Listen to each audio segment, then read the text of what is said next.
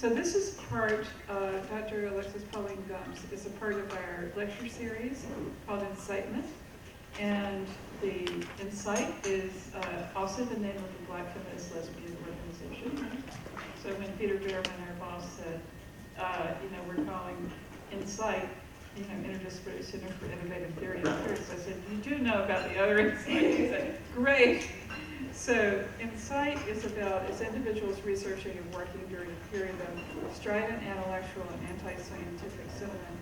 Incite strives to stimulate conversations among university community members and the broader public surrounding issues requiring the resources and expertise of citizens, academics, and activists.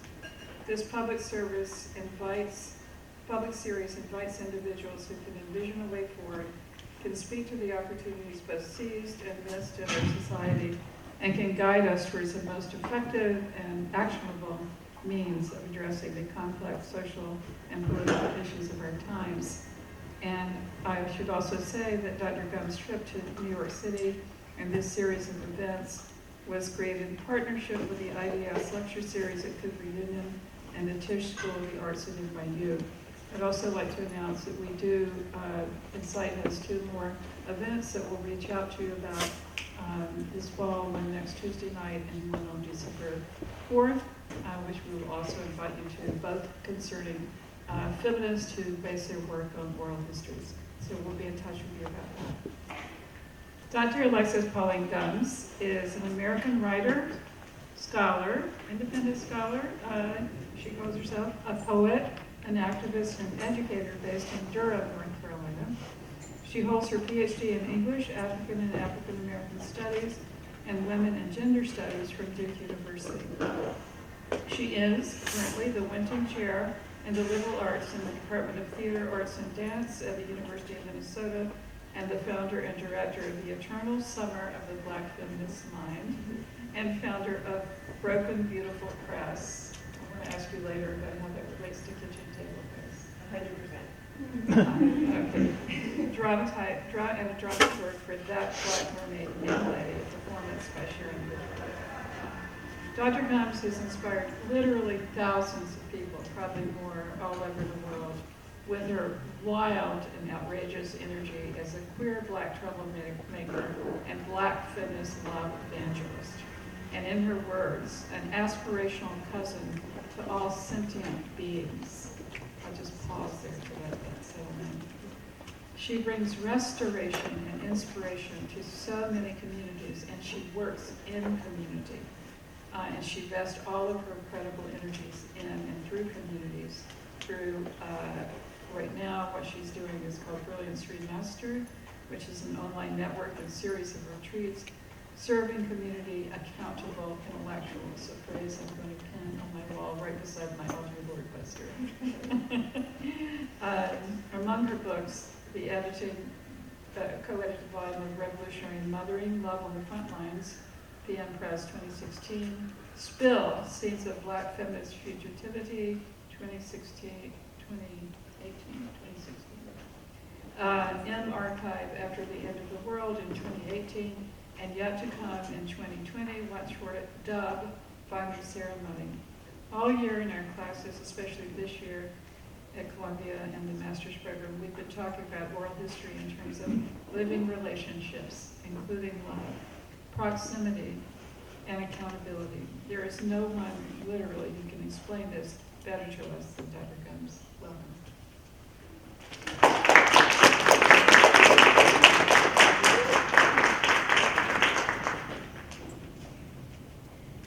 Hi. Hi. I'm so glad you all are here. Been looking forward to this for a long time. I'm glad you have food. I think that's really important. And I've been really honored by that introduction. And we're about to have a ceremony of listening. So I'll just say right now, I don't know how well this will translate to video because we're going to be listening to each other. You're not only going to be listening to me. But I'll just say that now. And that's on purpose. So,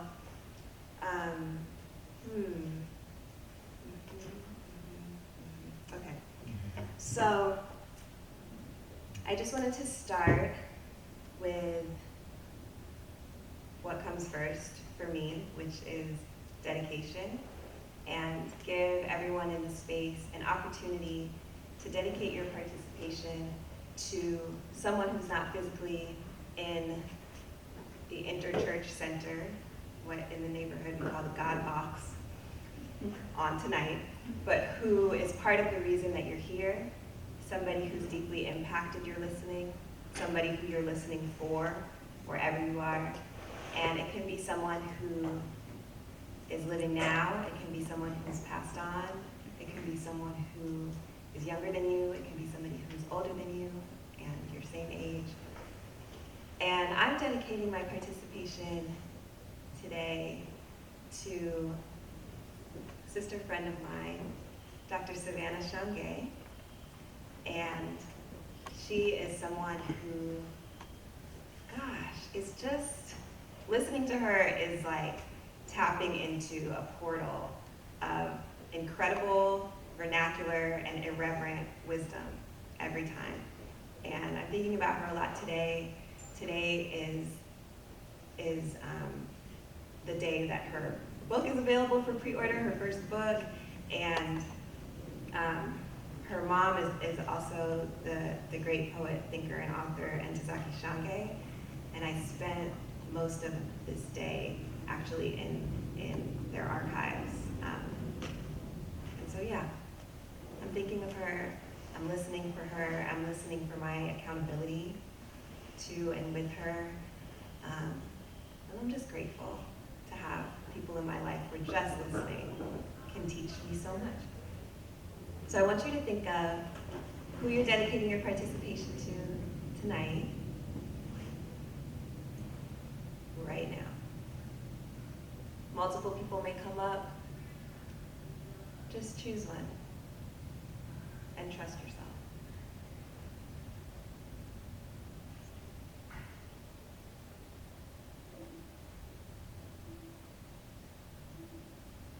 Did you find them? Yep. Okay. So we're going to take a deep inhale together, and then on our exhale, we're all going to say the names out loud of the person that we're dedicating our participation to tonight, okay? So if you're still eating, do not choke while we're doing this card. So a nice big inhale, and Savannah. Thank you. Thank you for bringing your folks. So I wanted to center us with something that I think of as a meditation on listening. Mary Marshall talked about the fact that my next book is called Doug, Finding Ceremony. And for this ceremony of listening, I wanted to read this piece. So I want you to take this as a meditation. So if you want to close your eyes, if you want to put down anything that you're holding, if you want to sit in a way that allows you to feel grounded, or if you feel more grounded standing, or if you want to get on the floor. It's not going to be that long, but I just want you to be able to be with this in that way. And let's take another deep breath together. Inhaling and exhaling. So we listened. And we started with the top of the head. We listened from the opening of the womb for the futures not yet forgotten, born not of brain, but higher, and at the moment of birth sometimes lower, but we listened in warm rooms of waiting, shaped like the stomachs of whales. If we were whales, why would we eat ourselves? Why would we turn our bodies into heat and light for the whole community? Ask it again. If we were not whales, what would we do? Waste ourselves? Nourish nothing? Leave our people cold? And what for? If we were whales, then we would know about choosing, about remembering an even older self that knew land, about coming back to the belly of the people, to the circle of the story. When you remember, put yourself there, in the belly of the whale. Let yourself return. Learn what it takes to come from water and find legs and then leave your legs to find water, and to hear with your mouth and find lungs and wings in everyone around you. There is an older story, if you want to know, about a big enough love for winter, a love deep enough to come back. Inhaling again,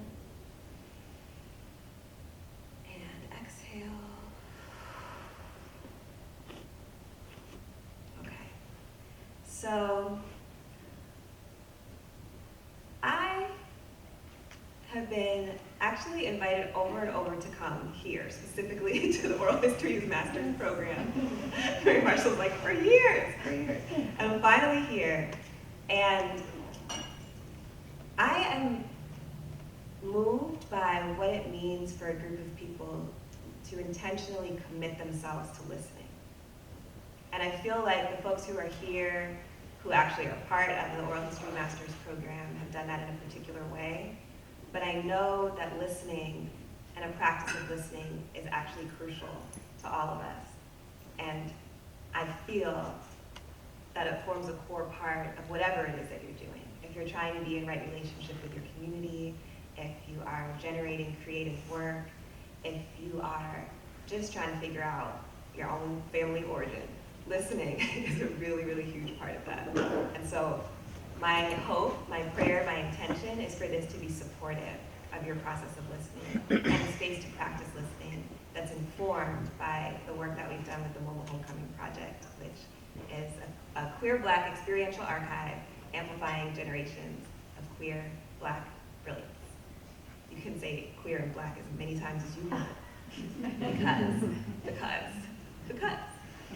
So I think I'm gonna show you a clip.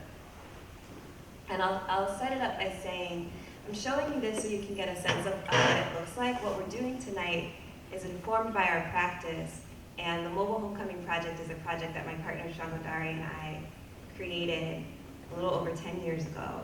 And we created it out of a deep desire and longing to be with our elders, particularly to be with LGBTQ Black feminist elders, and to thank them and to listen to them and to honor the ways that they've made our lives possible. And so in our listening process, we felt like there actually was ceremonial work to ready the ground for listening that it was important for us to do. And what we did was we used what we had, which was our bodies and some of our closely held practices. So I wrote praise poems for each person that we listened to, whether or not I had ever met them before. And my partner composed drum rhythms on the djembe for their name, in honor of their name. And then I improvised dance, just like right in front of them, in their living room, or their yard, or in some cases their office at work, in many different places. And we did this because we actually feel like what's at the core of our project is that we want to live in a world where our elders are honored with our most carefully chosen words, with our entire bodies, with all the reverberation that we can make happen. And so what I'm going to show you is the beginning of a film that Sangodare made called No Legacy, Let Go.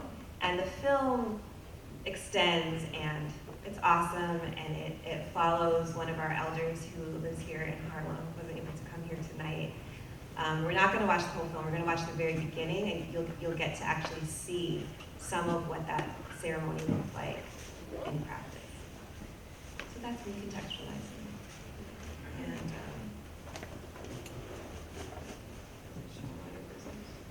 what do you have to look at? Some of your business. Some of your business.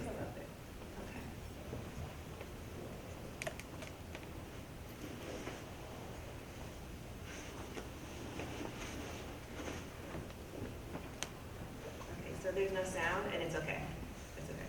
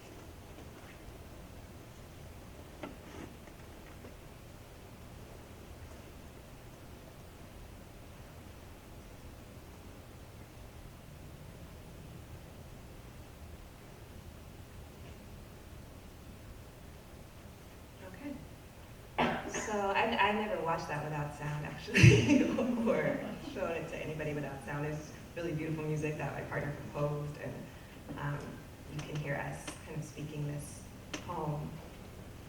But I was like, okay, maybe that's meant to be, although I will want there to be sound for the video that I showed there, so we'll be able to make that happen.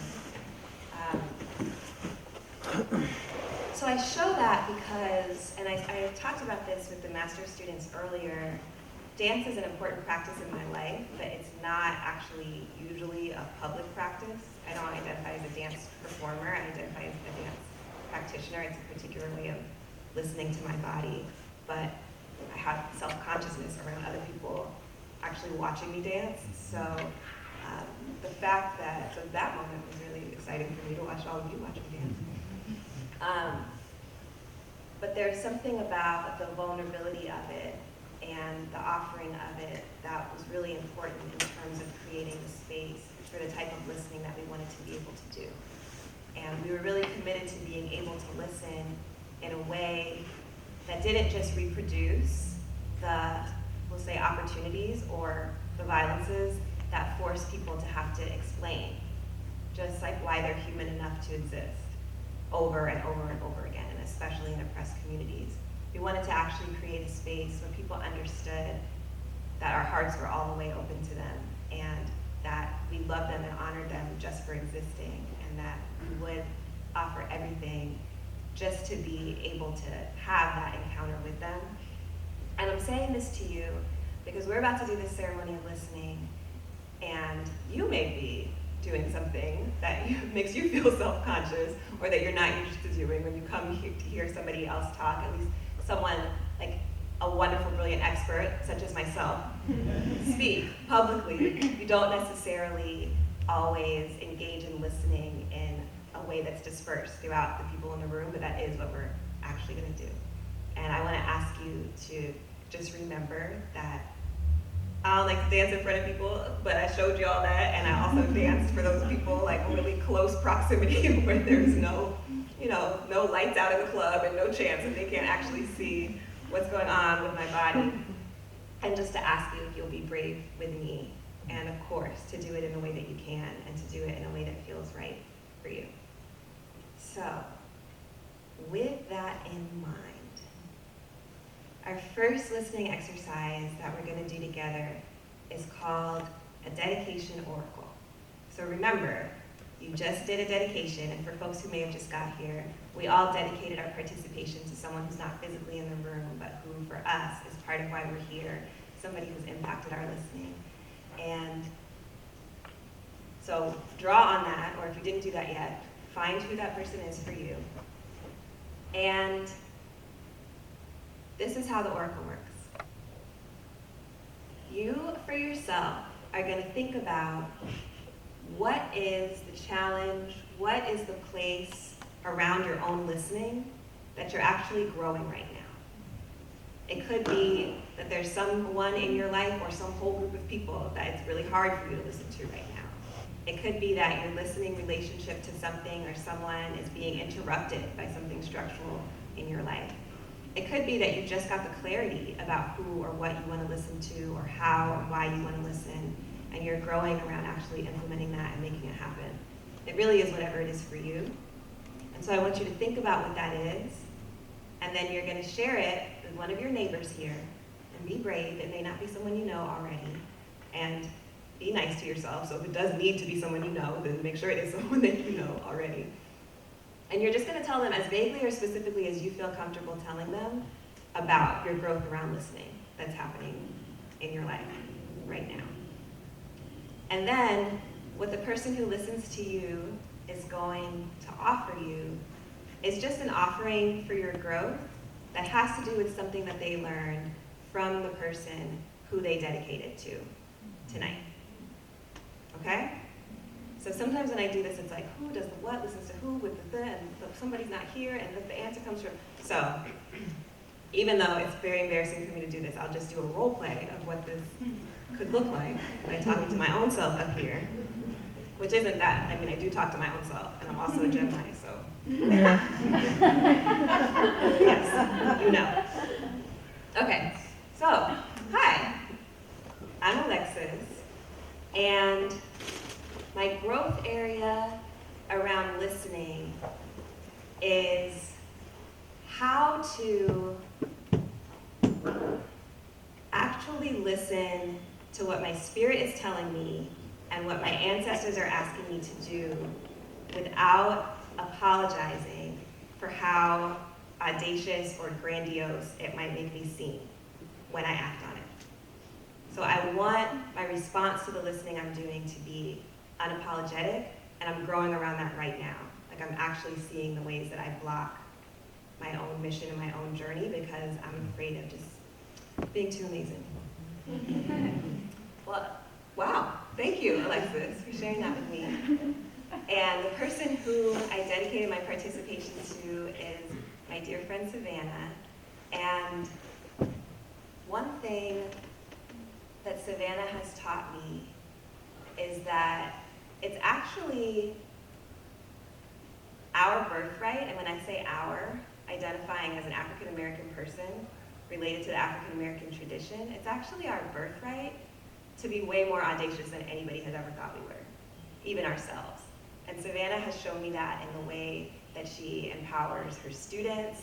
She's shown me that in the way that she remembers our phrases. She's shown me that in the way that even that she plays board games. Like, there's just an insistence on being awesome and an understanding of how much that honors our ancestors and everyone who made us who we are that she demonstrates. So I'm not giving you advice necessarily, but I'm just saying that something that I've seen from knowing Savannah is that that's possible, and there's a way she does it where it's just fun, and you just see it and you're like, yes, and you want more of it. And so whatever that looks like for you, I don't know, but I'm excited that you shared that with me, and I offer that to you for your journey. Wow, thank you so much, Alexis. What is the growth area for you in listening? Okay, so that's how it works. So please find your partner for this activity, and whoever goes first, and you just share with them where you're growing right now around listening. And raise your hand if you need support finding a partner in the space. Who wants to hear me babble? All of two. And please do it in groups of 2. Even though 3 is awesome for many things, for this particular activity, the request is to find one partner to do this.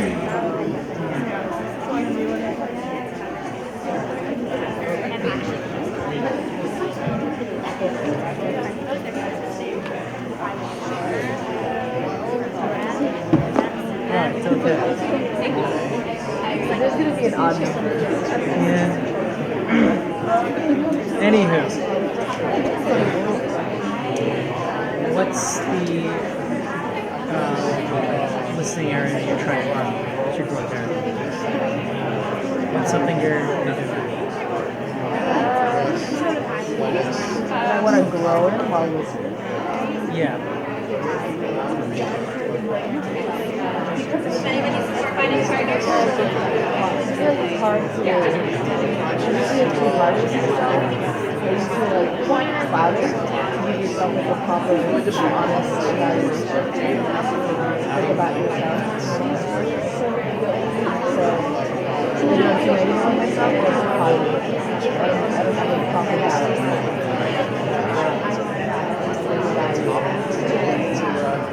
This is why I like to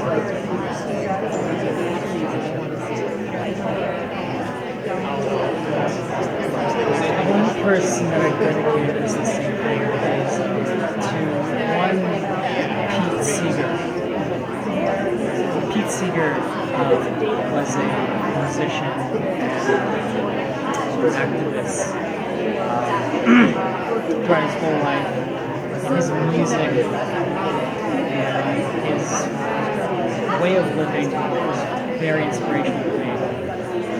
He lived in the Hudson Valley for a very long time, and I think I had an opportunity once or twice to actually meet him, but it's only my father. Everyone in the Hudson Valley knew him.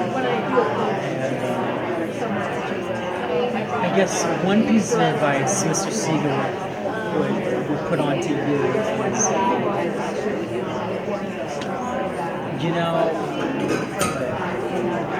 I think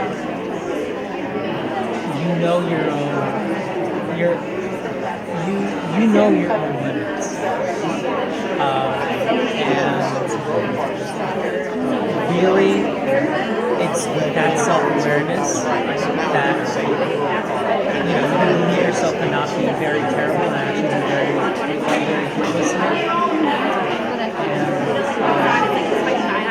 To quote him in one of his songs, keep that hand on that plow. You know, you can absolutely be that be a good person, listen. And it's just knowing your boundaries. And just the fact that you are self-aware, you're already at the first step. It's 5 steps. Yeah.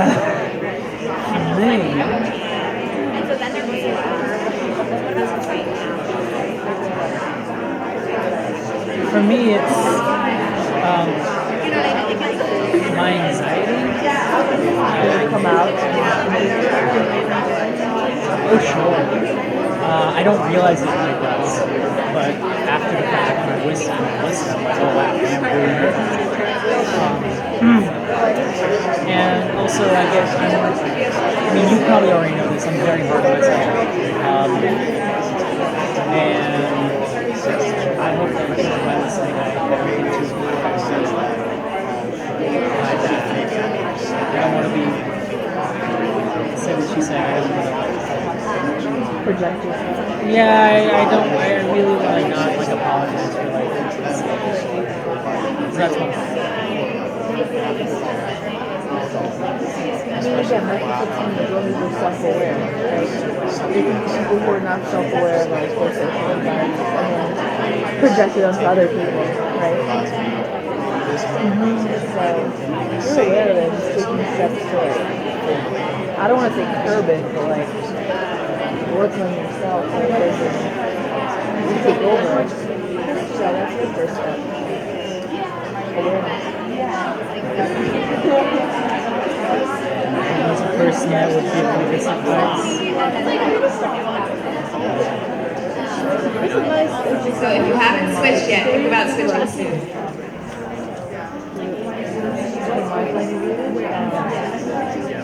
But also is the one person who I guess would say I would say like listens to me, like about everything, and often like actually helps me my mental graduate, and he was like my first. Wait, is this the person that got you interested in knowing? It wasn't even it's not even that Oklahoma, it was just like humanity. It was just advisor, and now he's going to be in the department. And like he just was able to like sit down and be very like here are your options, bam bam. He wasn't like hurting it around. He's like, this is what you have, and you just stop. He's very like clear, but you also knew how to like tell you like, hey, your opinion is that. You're entitled to it. And I like that type of talk. So I'm actually really help. I don't like when people like wishy-washy, like, oh, you just do what makes you happy. Like, that's not how I am. I don't like that stuff. So he was the one who like, right after every day, I always respect him and always like, try to meet people once a month.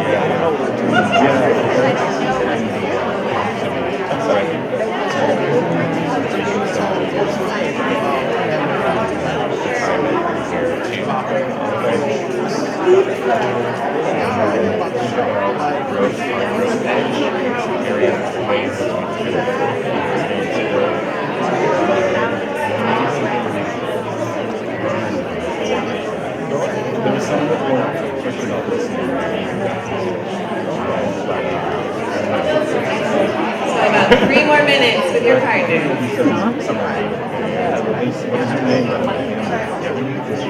Hi, G. And also no pressure to I see you have a note on it, so I know how to transfer this. Right. Left. I never write. I do everything every way. Yeah. I'm curious, what was your reason for getting What? I said, righty? I know, never mind. At least it's part of the section. Because it looks like it, yeah.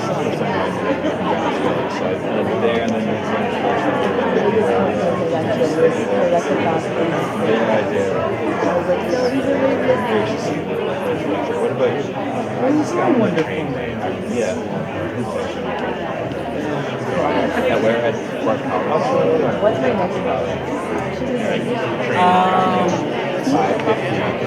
How about bright blue or bright green? I was thinking of like a green, or like one of those like forest greens. Oh, festive Christmas tree That's what green. I'm trying, yeah. I like to With the like little white dots. Yeah, like this. Yeah. Caught in the rain. That or like the same thing. Like a brown or like an orange like expression.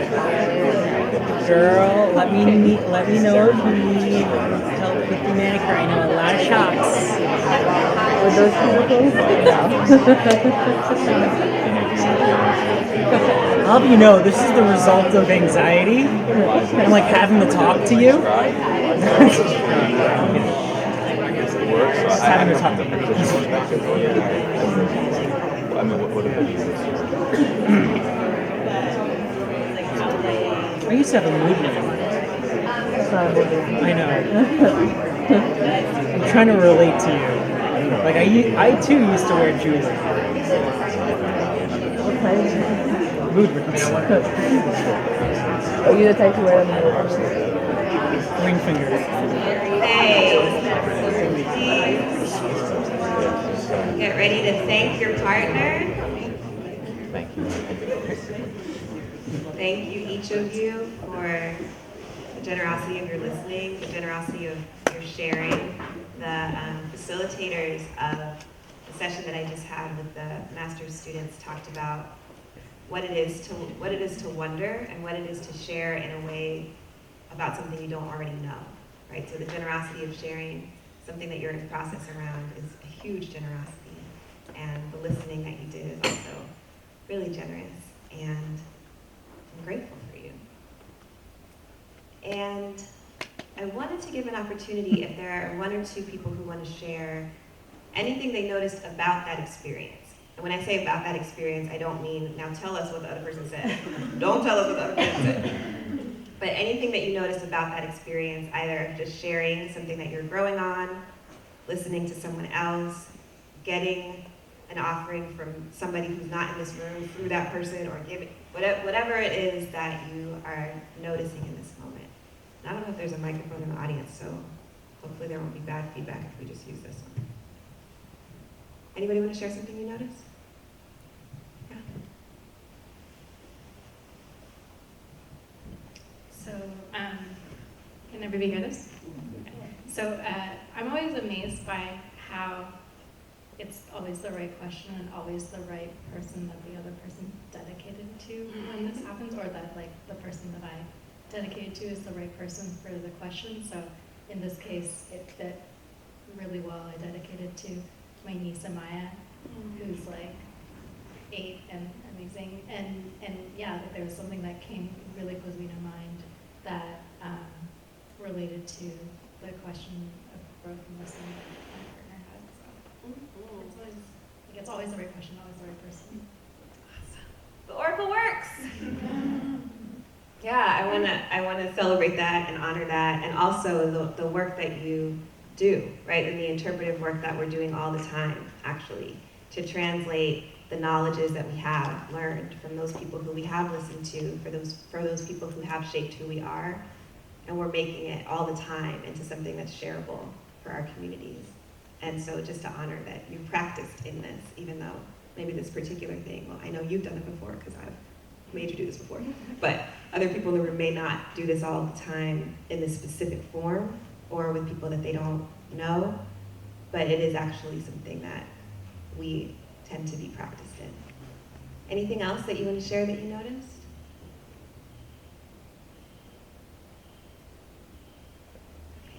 I saw you, and I also see you, and those will be our full 3. There's a lot of wires in this room.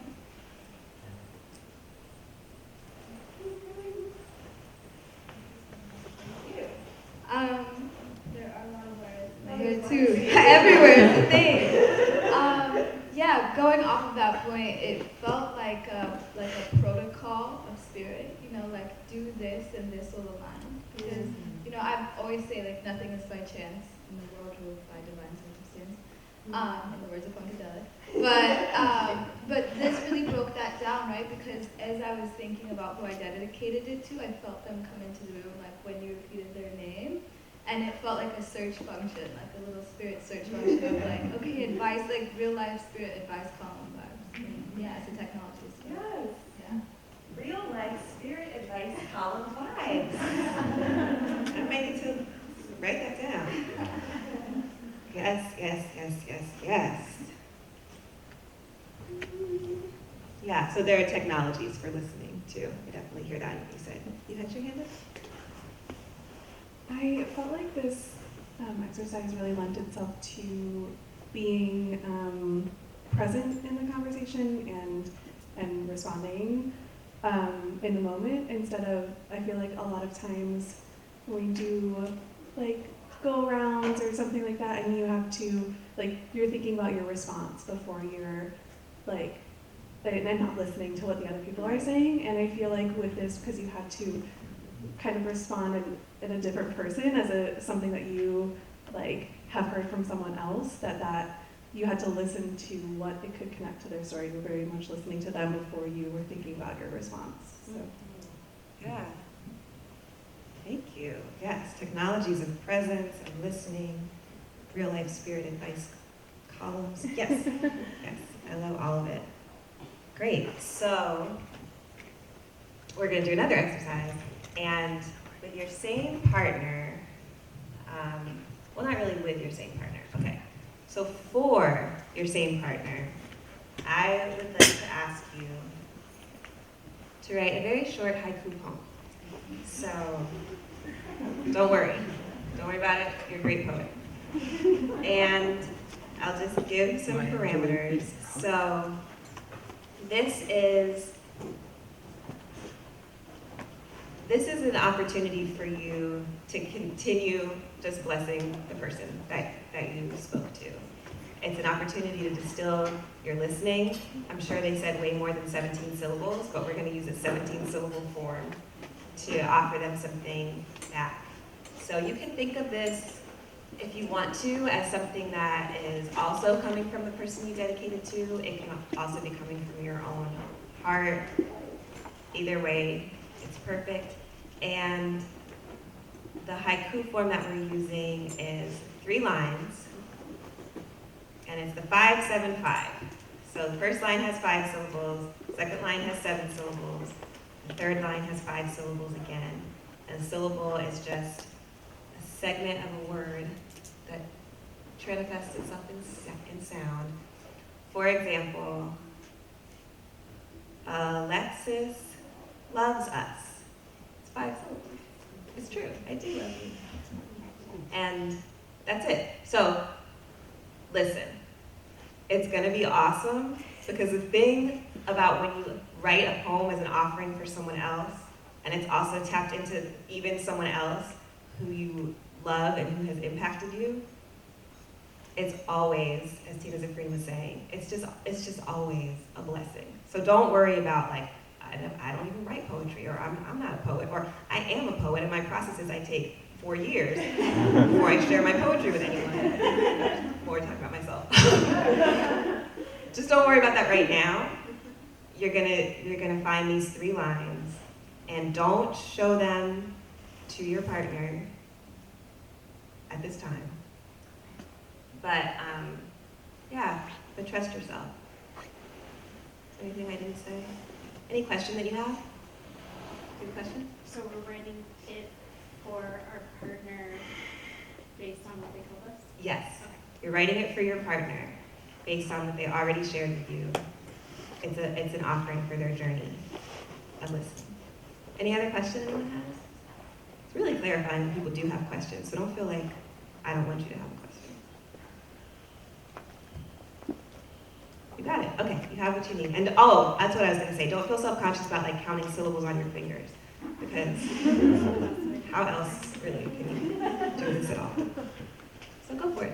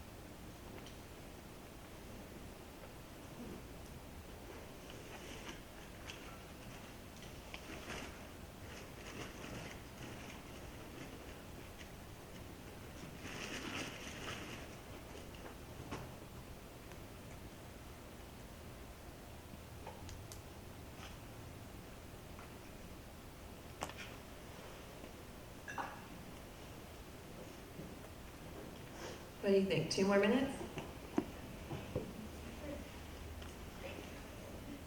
1 more minute? Okay, 1 more minute.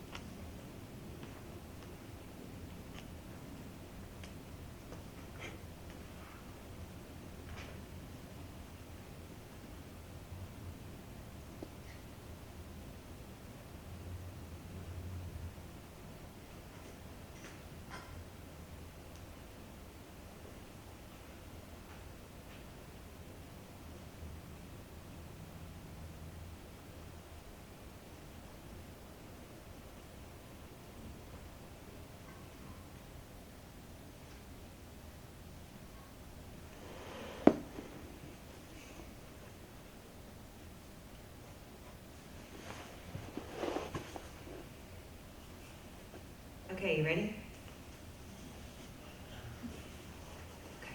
Okay, so now is an opportunity, if you would like to share the poem that you wrote with the whole group. And I have suggestions around this. Usually my suggestion is like, everyone please share, because I just really want to hear all of your poems, because I'm the secret biggest fan of your poetry, which is probably why I'm your favorite cousin. But we don't have time for all of you to read your poems, or we'll just be here for a very long time. So you can, however, email your poems to me if you just want to share them with me. You can email them to me at alexisPauline@gmail.com for other questions or celebrations that you want to send to me. But if you would like to share your poem, if you could let us know who you wrote the poem for. You can either say their name or you can gracefully gesture towards where they are sitting. And allow the poem to speak for itself. So please don't like rehearse your whole conversations like, well, they're struggling with this and this is this and this is why I did it. Just please don't do that. Respecting that what they told you is what they told you, and also trusting your poem. And something that's also really important to me is please don't declaim your own poetry. Just don't ever do that in front of me. It will break my heart. And some ways that looks like when people do that is, well, my poem's not as good as that one, but, or come to find out this is 28 syllables, but just whatever the poem is at this point is the poem as it's meant to be. Trust the poem, honor my heart, don't declaim your own poetry. So, with those suggestions in mind, would anybody like to share the poem that they wrote? I will bring you the microphone. Yes. This is for my partner, Irene. Writing is so hard. Jonah may never write a word, but he is him. 17 syllables. Wisdom. Thank you. Thank you for sharing that. I get really excited by this. Yes.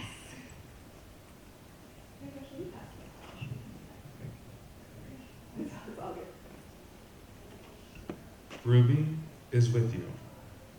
Ruby is, and I am too. We are together.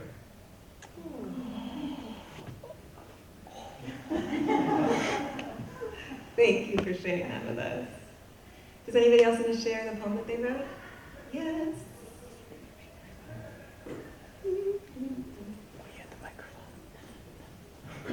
Hi, this is Kalia. I just feel very grateful for you. We're in the master's program, we have the same class, so I feel like this is a way for me to show you reciprocity.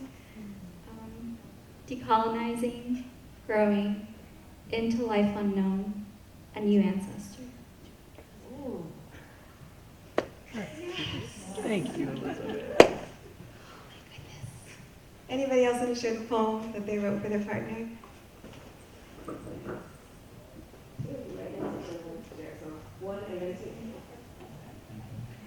This is for about my son. Writer is my son. Writer. Overcomes obstacles, hero. He does persevere. Beautiful.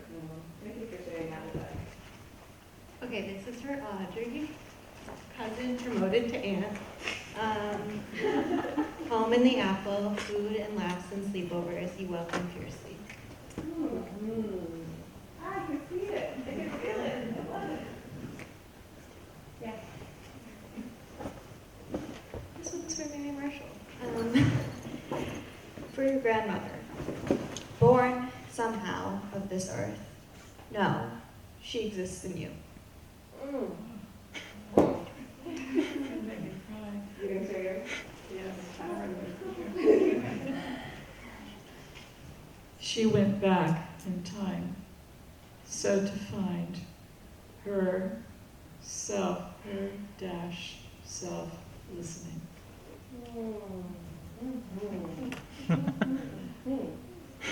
Okay, I think we can do like 3 more. Anybody want to share something with their partner? That was Thursday. This is for Sonia. To end is a gift. Words rush, clamor for a place. You are ongoing.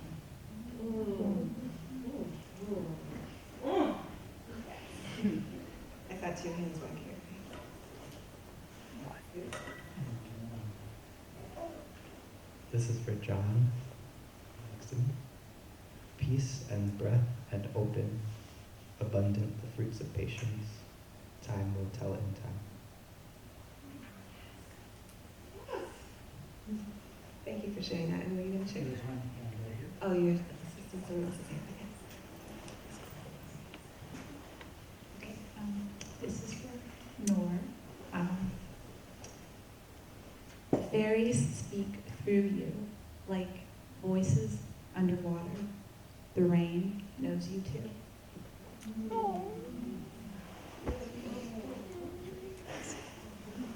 Please email me all of these. Does anybody else want to share their poem that they wrote for their partner? Yes. This is for Anaimi. What is connection?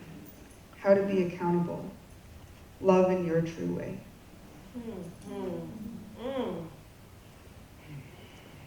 Okay.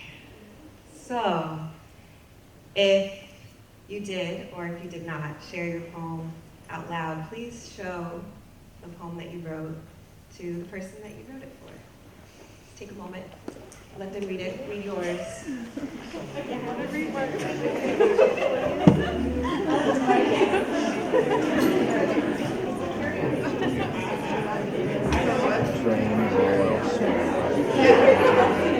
You say that you're not creative, but you are. Under pressure, I'm not. That's a beautiful recruit. Don't sell yourself short. If I sell myself short, that means when I succeed, I will go to So you're telling me that you are indeed very creative, just you keep it very under wraps. I'd rather sell myself short than shoot too hard. Because you know how creative you are. No. I mean, I think ceremonies was a kind of spot. The higher you shoot for something that doesn't have like a complete end goal, or you don't know what the end goal is, the more you open up to just like, I don't need that. Well, I encourage you to think I love them. Oh, you do? I like to, yeah, no, I buy one of those like things on Amazon where it's like the paint by numbers and it just sits there. Did you get a chance to read the poem? That your partner wrote? Do you have like any photos of like your painting? Okay. I started one and I just... Okay, so another opportunity. Anything that you want to share that you're noticing about, we were talking about it a little bit in the front, but about writing a poem for someone, about receiving a poem from someone, just anything that you are present to now that you want to share with the room.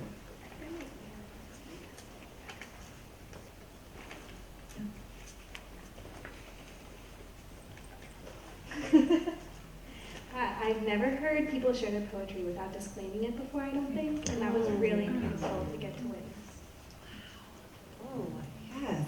Maybe that can become a new normal. I would love that. Thank you for sharing that. Anybody else want to share something they're present to about this experience that you've just had?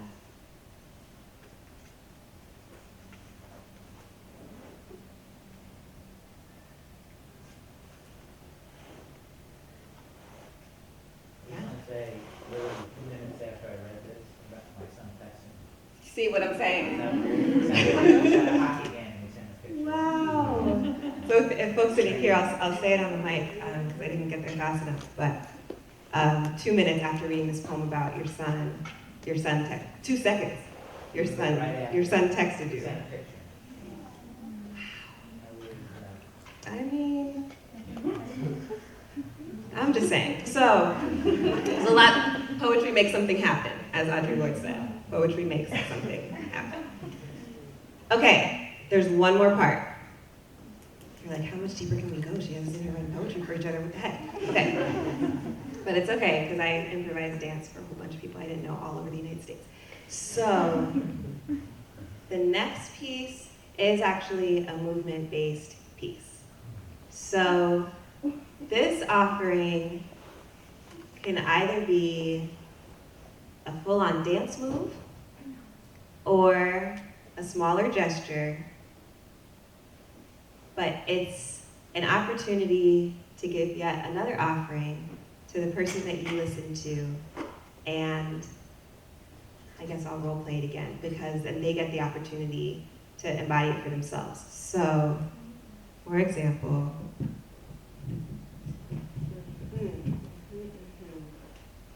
I was listening to Alexis. She's struggling with her unapologetic, listening to what Spirit has for her and actually living it out.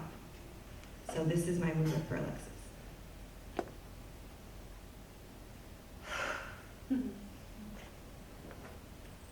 Thanks, Alexis. That's really powerful movement that you just did. And for me, it feels like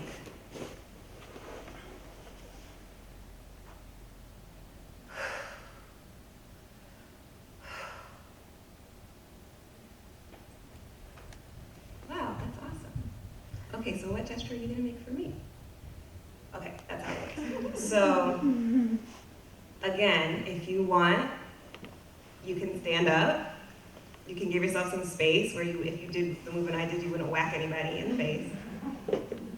Or you can do something of any size that feels right to you. And it's an offering, and then the person gets to embody it for themselves, and then you all switch. Anybody have a question about that? You can do it. Go. I'm sorry? Really missed I think so. Yeah, there's a lot of building. I'm noticing. It goes on top of it.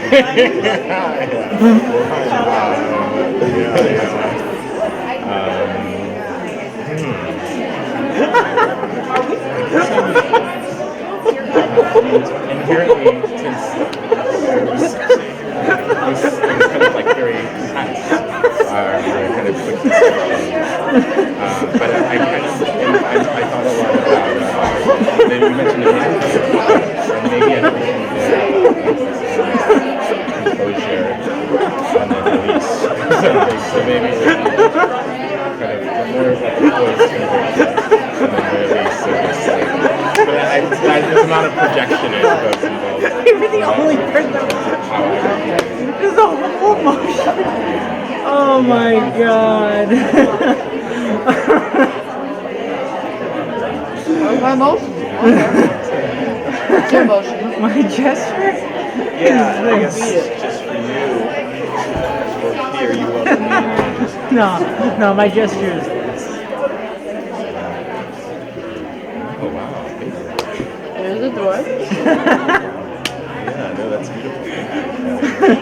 I am Mr. Optimistic Positive. Your this is like but I guess it's that time. Yeah. Which is interesting because I write some really depressing stuff. That is funny. Oh my god, that is funny. That gave me the And I chocolates. do this move like a lot, actually. You do? You're to your parents? I go with my parents like that. Like, yeah, so I actually do. With my friends and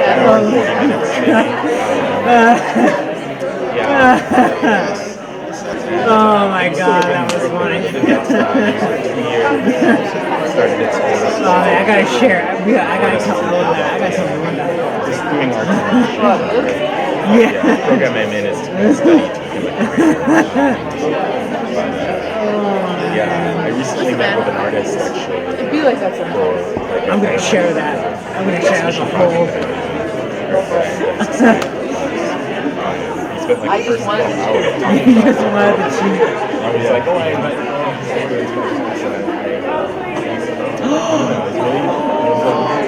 Lily and Lauren are holding hands. Non-disciplinary love.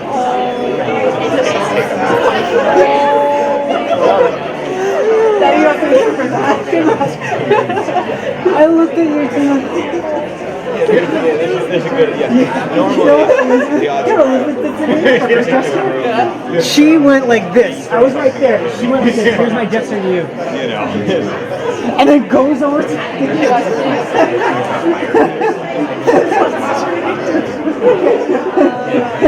and I did this. I did this. That's her. That's the vibe. Okay. Did everybody get an opportunity to offer and receive a movement? Sit down. No, it seemed like a very fun Yeah. That's exactly how it works. Excellent. Does anybody want to share what they noticed about that experience? What was hard about it? What was easy about it? What was fun about it? What was whatever about it? Anything that you're present to that you want to share from just doing that?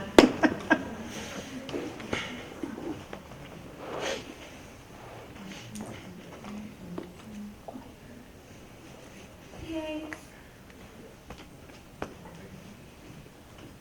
So my partner, Francine, we did this together from start to finish, and it's continuing currently. What I offered to Francine in dedication to Ruby,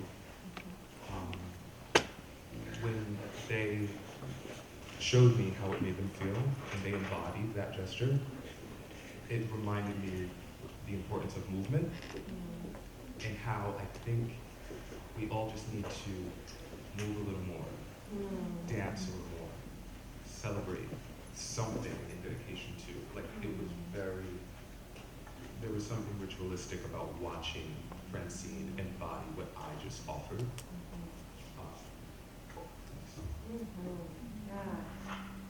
Yeah. Thank you for that. That resonates for me as somebody who has, we'll say historically stayed in my head more. There's so much that my body actually knows and can teach me that I have to make spaces to listen for it, even if it's just right now doing a role play for you all quickly and briefly. So I appreciate that, and that resonates. I want to listen to my body so much more, and it's a key form of the listening and the Black queer listening that the Mobile Homecoming Project offered me. So thank you for receiving it. Thank you for sharing it. Is there anybody else who really wants to share what's present for them right now? No, y'all are like, how dare you? You already made us do all these things. But I'll say, I mean, really, when have you gone to a talk somewhere and left with a custom poem and a custom dance movement? Really? I'm just saying. I'm really grateful and proud of what happened in this room. Because obviously I can get up here and ask people to do anything, and you don't have to do any of those things. But you really were generous with each other, and I feel like that's a huge honor. I feel like it honors everybody who I danced for in the Mobile Homecoming Project. And yeah, I was going I was going to show you a video, but we're getting close to time, and it's on my Vimeo anyway, so if you want to see this video that I was going to show, it's called Every Day, and you can find it on my Vimeo, which is just like my whole entire name. So easy to find on the internet, just stay in touch with me, please. And I want to say that there's something that I learned about listening through the daily practice of writing a poem for someone and listening to my body in honor of someone and really holding a space for who they are, not in terms of what they have to prove, but in terms of what's possible and what's still changing and what's growing. That has been a major gift of my life. And so I would say that listening is the practice for me most worth continuing to invest in. I would say that it's worth all of my creativity to create infinite creative ways to listen to my body, to listen to my ancestors, to listen to living people who aren't here. And I really appreciate that you all experimented with that with me. I appreciate that you practiced it. I hope that it can be an offering towards the listening that you're doing, which I believe is some of the most vital work that you can possibly do. And I love you. Yeah, I love you. And I'm so grateful that I got to be present here with you and that you were vulnerable here with me. And I'm not gonna forget that. And I'm gonna sit down, and if you have any questions that you wanna ask me, I'm gonna take regular type Q&A questions for, I think, the next 10 minutes. Okay.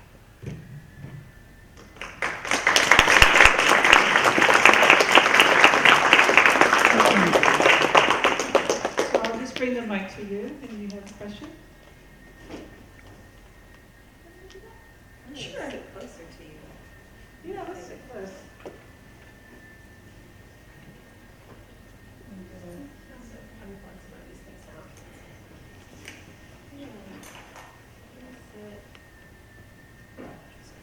I don't know, am I messing you up on the camera?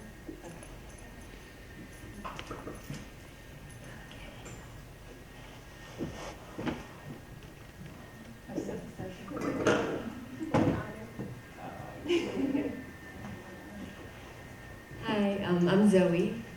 So my question is, I follow you on Instagram. And on Instagram, you've been posting this year these really gorgeous poems, reflections, meditations related to sea life, right? And I've saved a lot of them, and I would look at them. Actually, a lot of them were the first thing in the morning. I like to read a poem first thing in the morning. And I'm curious where those came from for you. Mm-hmm. Yeah. So,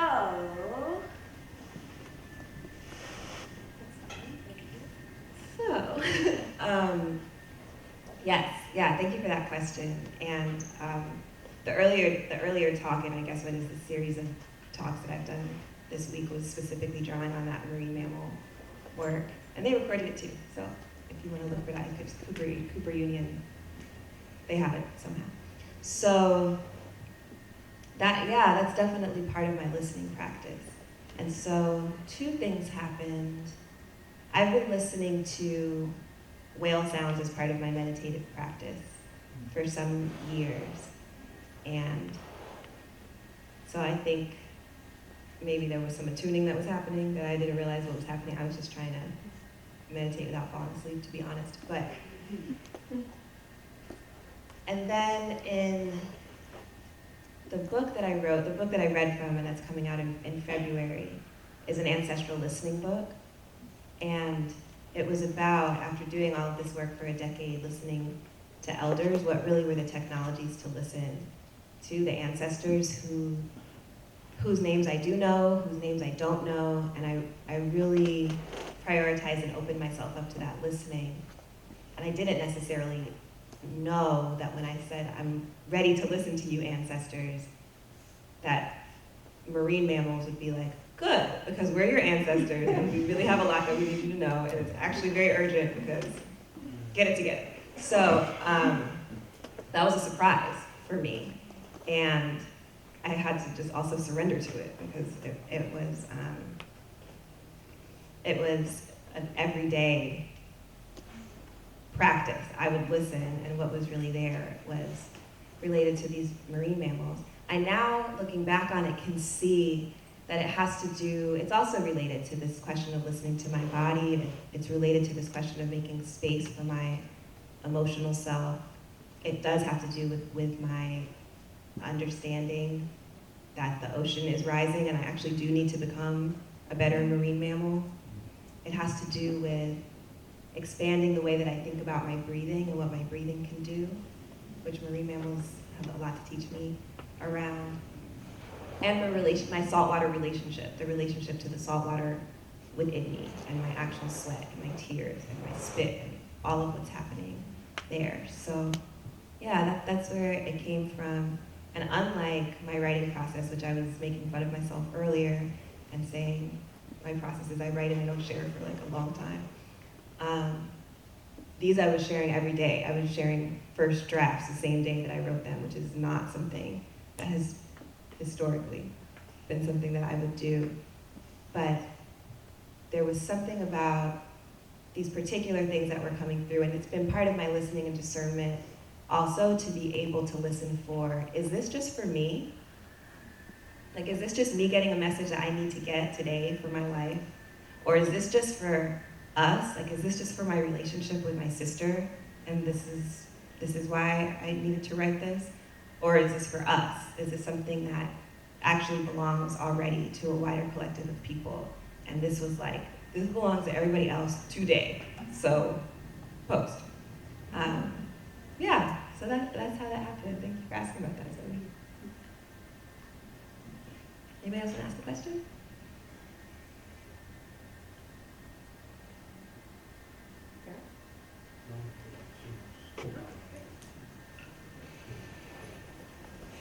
Staying on the line of marine mammals, I'm curious about your understanding of being born in a womb and that being, warm and liquefied and dark.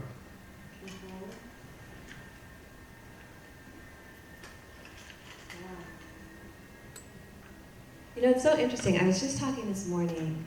I have a beloved mentee whose name is Eden Sedbefia, and she's a first year at Barnard College. And I'm a graduate of Barnard College, by the way, like I said that. And she has a radio show called Black Queer Spells that comes on at 6 a.m. on Thursdays on WBAR.org. I listen to it. I think it's a great way to start your Thursday. I'm plugging it. And I was her guest on that show this morning. And it was, who knew? But Eden asked me a really similar question, and I was telling Eden about this dream that I had where I was inside of a whale. And I know I read to you all about the belly of a whale earlier, but this was long after I wrote this. And I was like, oh my gosh, am I in the belly of a whale like Jonah? And it was like, no, you're in the belly of a whale because you are a whale and you're being born as a whale through a whale. And I was like, this is, what? So this is part of my interspecies reality. So you asking about that is, I think just part of the trusting, part of the fluidity, part of understanding that there is something for me in having and claiming and protecting a dark space and a space that's close, that's related to my creative process and to my community accountability. So, I was saying earlier that Audre Lorde writes about this, and poetry is not a luxury. She writes about this dark space of creativity, this deep soil of creativity. She talks about a womb space of creativity, and she does it in a way that is very much pushing back against an idea of enlightenment and linearity and what that looks like And so, yeah, I mean, I'm still thinking about that, but I do have a sense of it. And I do think there's something that's happening when I'm waking up at 4 in the morning, which is why I can be on radio shows by 6 in the morning. When I'm waking up at 4 in the morning and I'm sitting in the dark and I'm meditating and I got whale sounds playing and I'm listening, that is like that. It is a space that's fluid. It is a space that's dark. It is a space that absolutely is creative for me, and that's where everything comes out of. I mean, that's where I listen, and whatever it is that I write that day does come from that space. Thanks for asking.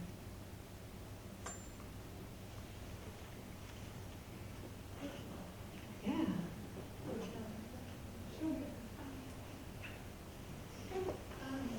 It's just occurred to me, but how did you come upon that creative time and space? Like, did you just happen to be awake at 4 a.m. one morning and think, oh wow, this is when the creative juices flow? Like, I would say that, I don't know, I've been waking up early in the morning. I grew up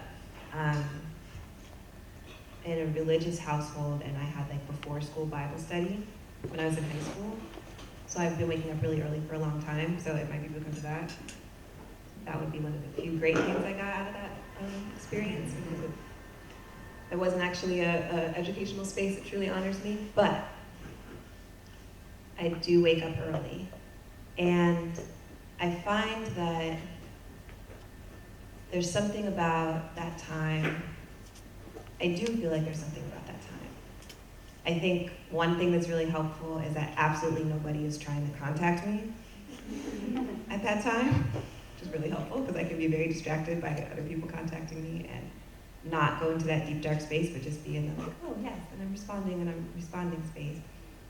There's something really powerful for me about waking up in the dark and actually experiencing the moon, like being able to wake up early enough to see the moon, or just know where the moon is if it's a new moon and it's not visible, and then to be in that process as it changes. Experiencing that change is something that's really supportive to me.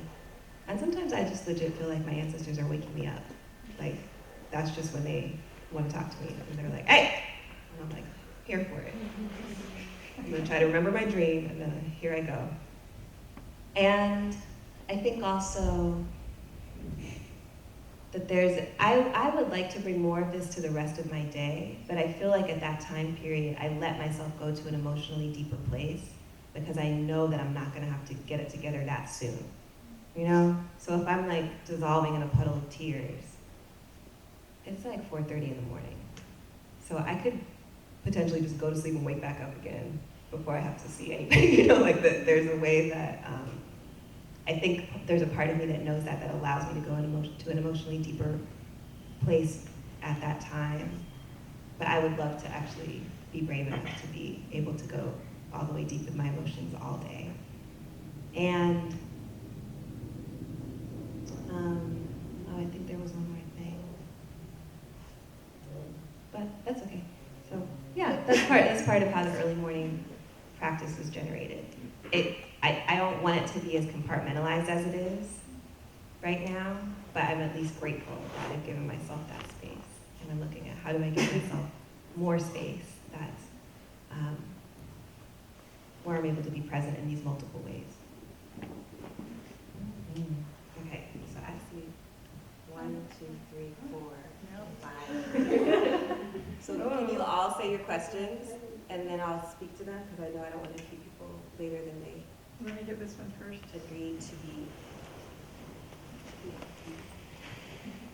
We spoke earlier about how important sleep is. Thank you.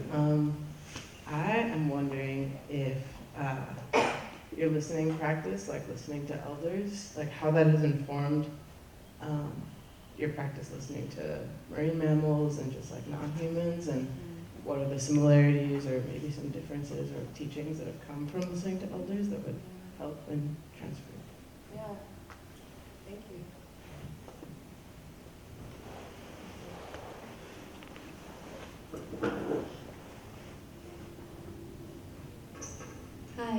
name is Wei Ying. I'm wondering if you can talk more about how you connect with and listen to your descendants.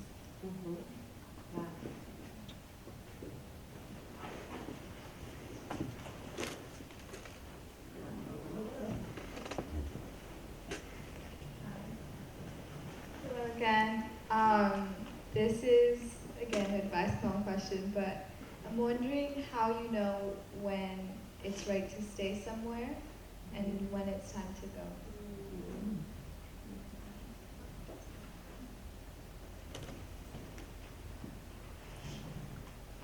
This one goes back to where you want to grow in your listening. I felt very aligned in that response. And I think something that was drawn to me to ask you is how do you continue to be your most unapologetic self when people don't reflect you properly? Or when you push those buttons and they're not able to compartmentalize you the way that, you know, we're socialized to. So how do you keep strong to your practice?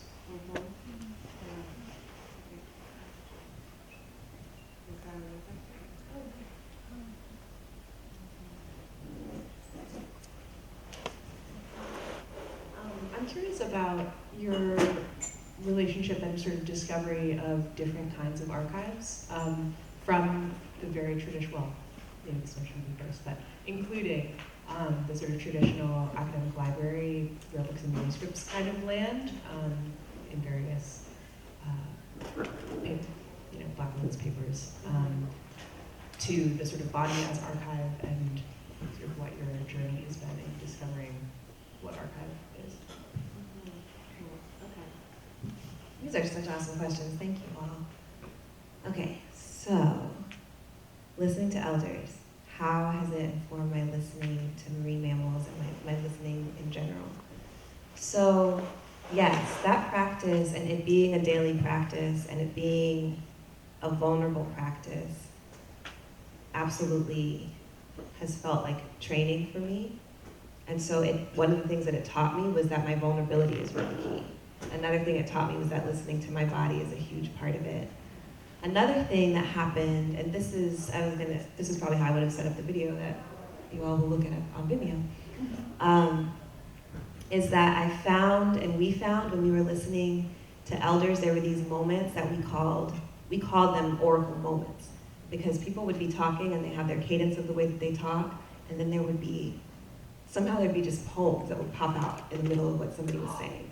And so the elder who the video is like just a talkative elder from New York who lives in North Carolina and talks in a certain way with a certain rhythm.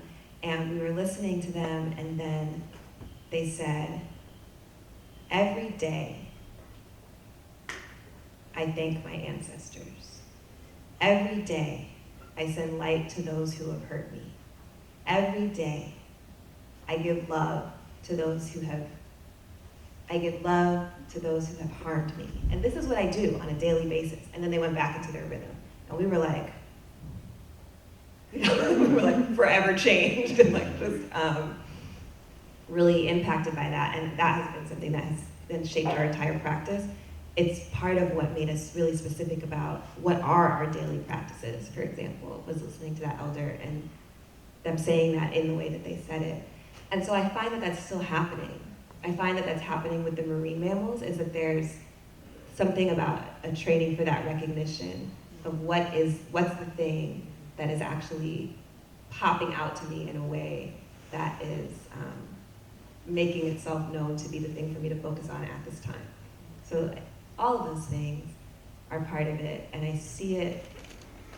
We started the Mobile Homecoming Project because we had this question and this gratitude, like how have people, and this actually speaks to your question about being unapologetic, how in particular have LGBTQ Black feminists kept themselves brave and incredible and being who they are over decades and decades and decades when people have not been recognizing and reflecting them properly, and when it actually has cost them benefits of patriarchal family links, and it has cost them institutional forms of support that they deserve to have and have not had access to. How, did they do that? And through the actual listening, I feel like I found out how much it is the listening that has been what has allowed them to stay true to who they are when they have not been given permission for it. And so then that connects to this piece about staying and going, and like, how do you know whether to stay or go? And for me, that is a listening to body. And what I know that I do personally is I really ask myself questions, and I really ask my body questions. And sometimes where I'm like, still in my head, I get on the ground, actually. And I seem to listen better on the ground. I don't know if that's just me. Some people might listen better on the ceiling. I don't know. But I listen better on the ground. And sometimes, like even just now when I was asking myself if I should play the video or not, I put one option in one hand and I put one option in the other hand. And the one that opens, that's the one. So, should we watch the video? Yes or no? So at a point, it is that simple. Of course, what it takes to get there, where I can actually listen to my body, is, as my mentor Cheryl Green would say, more than an ocean. Which I hear it more than an ocean, and also more than a notion. Like it's more than what I can figure out with my brain. And I ultimately find out that I do know. And sometimes I find out that I have known. But when I actually make the space to listen for it, it really is there. So it's just a constant practice of learning to trust that for me. Okay. Different archives. Okay. I'm just realizing who you are. You did workshops around the short story Evidence. Oh my gosh. Okay. So this is an amazing artist right here who read a short story I wrote in a collection called Octavia's Brew that I'm really honored to be a part of, edited by my sister friends, Adrienne Marie Brown and Walida Imarisha. And it's about our descendants. So it's a story that imagines a world free from sexual violence, and it's from the perspective, I guess it's from multiple perspectives, but it includes the perspective of somebody 5 generations from here, who claims me as one of their chosen ancestors. And that was a life-changing exercise for me to do. And that was where I went when Walida and Adrienne were like, you should write some science fiction. And I was like, I don't write science fiction, but it turns out, yes, I do write science fiction, and I have never stopped. And so I'm really grateful to them for that invitation. And so I feel like there is an accountability, and this is part of what my book, M Archive, has taught me, is that there's an accountability with those people who I will not meet and not get to share space with in person that absolutely must be part of my daily decision-making process. And so that's another form of listening that I'm cultivating, which is not to then project onto whatever their desires will be or even what their world will be or how they'll understand it, but to say, I know what that is. And part of how I know what that is that I'm doing that in the other direction. And part of how I know what that is just a process of being open to it.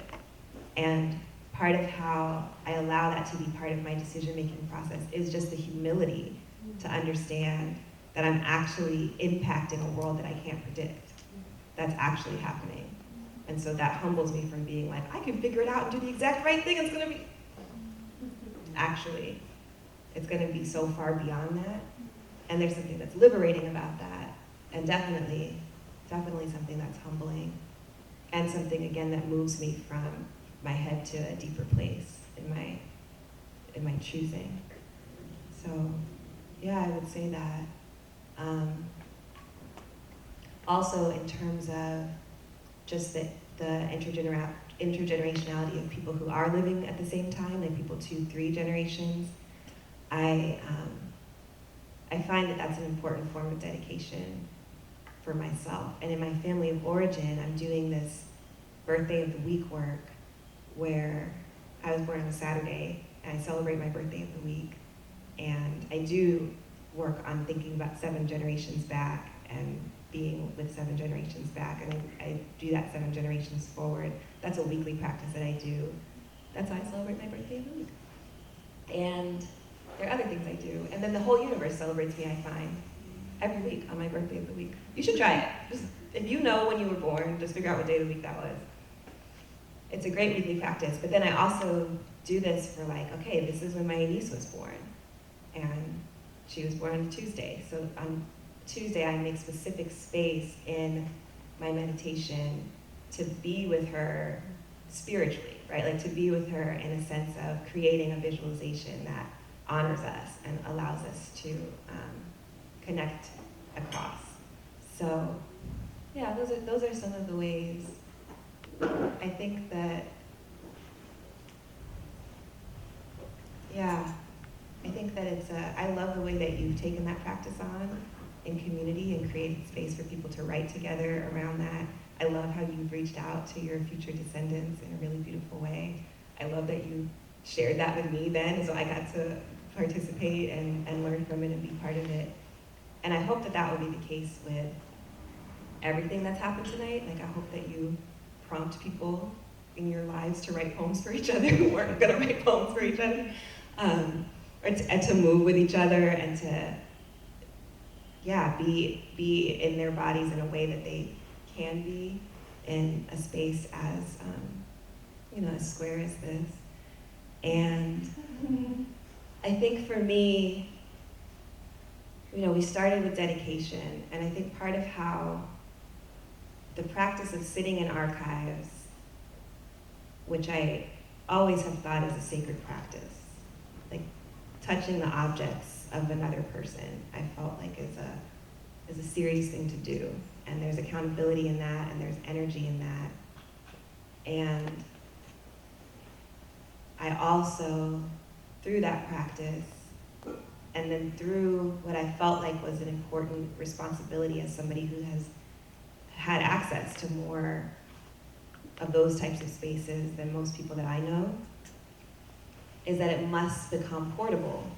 However, it is literally not allowed, and it's not a particular type of rule that I want to break of like stealing stuff out the archive to actually make it portable and bringing it back to the people. Although we are creating our own archive, but that's another part. I had to be able to allow it to transform me in a way that I could bring it anywhere I went. And I knew that, like the first time that I sat in Audre Lorde's papers, I knew that. Like I knew that I can't leave here and leave the stuff here and go back into my community and have the stuff still be over there. Like that separation is something that I could not accept, and I understood that even through the privilege of being able to be with those things, that I just had to find a way and be as creative as I could possibly be. And you all know, some of my creativity is random. I'm like, okay, here's the type of poem that people know about. Let's work with this. There's been infinite ways that I've proven to myself that whatever the ceremony is that's needed, there's a possible way for it to happen. And we can do it with our creativity if we allow ourselves to do it. And we know we can do it because we somehow are connected and bring the energy of people who aren't even in the room with us.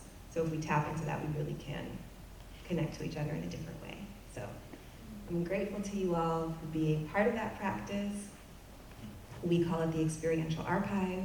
You all are now certified experiential archivists. And thank you for your listening to each other. Thank you for your listening to me. Thank you for your listening beyond.